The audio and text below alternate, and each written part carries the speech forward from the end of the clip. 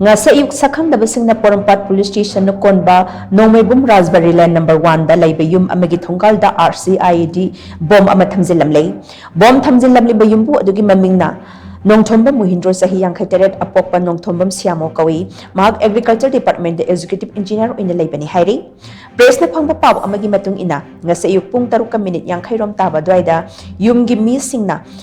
potsak amma yumgi Thongal manakta lairamba thengnarakpadagi POROMPAT police ta pau pikhi pawadu hek phangbaga POROMPAT police station amadi Manipur police bomb detection and disposal squad ki expert sing laktuna phibam yangsilaba matung akanba section thoranga loinana ayuki pung 9:9 rom tabada IED adu defuse tawki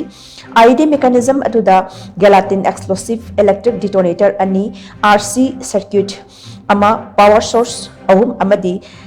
splinter khara yauramba thengna hairi IED asi kanana Thamjillamle bano haiba chapchana khangba ngamdri hiramasiga mari lenana POROMPAT police na case ama lakhot khibaga loinana diffuse tawraba IED ki mechanism sing adu seize tawkhre haina paus na makhatari